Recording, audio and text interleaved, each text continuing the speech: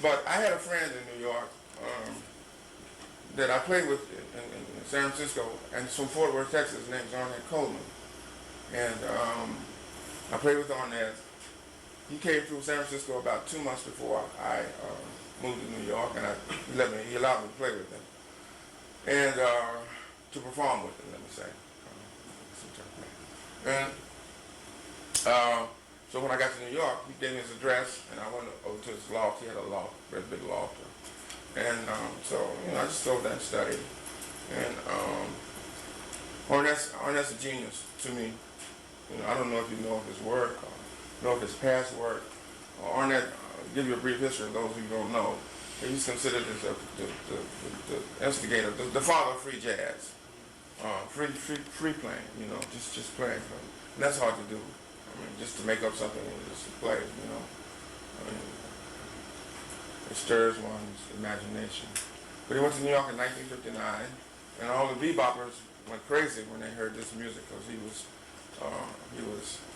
was very controversial, and he upset the whole music industry in 1959, and he's still controversial a little bit today. If you haven't had a chance to hear his early recordings, I suggest that you go listen to them. It's very interesting the way he plays.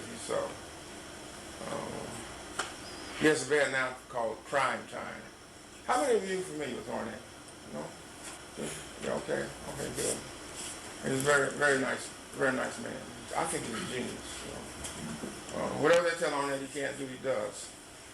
He's written a symphony called Skies of America. Now, how did you do that? He went to the New York Philharmonic and said, look, I got that symphony I wrote. They said, well, look, did you finish Juilliard? He said, no. He said, well, did you study with the masters in Europe? He says, well, no. Well, I was playing, I had my big lips on that clarinet, I know. But anyway, so I knew him, and I went on to his loft, and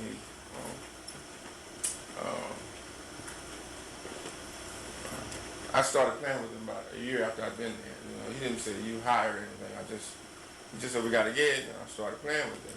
And I played with Ornette about 3 or 4 years.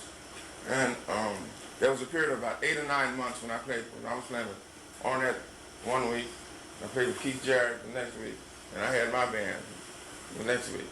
And that was the most exciting period I've had, because it almost drove me crazy. But did you know music would drive you crazy? Drove Mozart. That's what drives me. Mozart was so silly. Music. No, I'm kidding. Music was milk, but you gotta watch music. Music is very powerful, very strong. It'll drive you crazy. But anyway, then I played with Ornette about 3 or 4 years, and learned a lot from him. I call myself having gone to the University of Coleman. For example, Ornette never counted off. He never called a tune. He just started playing. And his music was like this.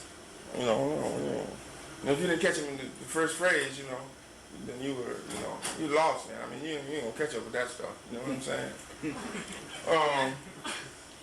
I'm gonna give you an example of what happened to me one time. One time we were rehearsing, just me and him, saxophone. And he had written some new. He's prolific. He's a prolific writer. He can write 10 tunes in 10 minutes. Man. It takes me 10 years to write one tune. But he wrote this tune. And he gave it to me, and I was going over it, and it sounded like, it sounded like it had changes, He doesn't play, at that time he didn't play things with change, still doesn't, It sounded like it had a G minor C7, stuff like that, you know what I'm saying? So I said, Ornette, this sounds like, like it's got, changes, regular changes to it. I said, does it have changes? He said, yeah, it's got changes. He said, give me the music. So I gave him the music, and he wrote. And he wrote, and he wrote, and he wrote, and he gave it back to me.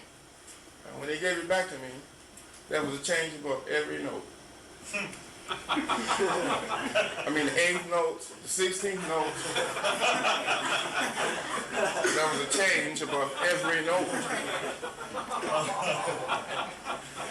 So I'm looking at this, I'm trying to figure out, you know, stupid me, man. I'm trying to figure out. Now, how am I going to play?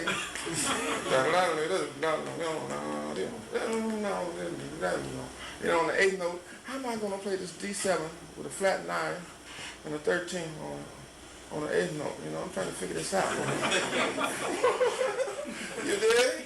I'm looking at this, you know, I looked at him, he looked at him, he still kept on writing, you know. So I'm looking at him, I'm busting my brains open trying to figure out how I'm gonna play. You know, just all these changes. He had to change above every note. Hey man, you know, what the hell's going on? I got the message. It finally dawned on me. Because I really tried to play a change on every note. I mean, when we played the tune and we improvised, now I'm looking at the... I got all screwed up.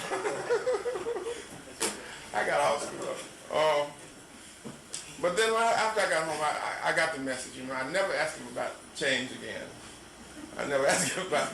No, I didn't ask him about not nary change. You know what I mean? Okay,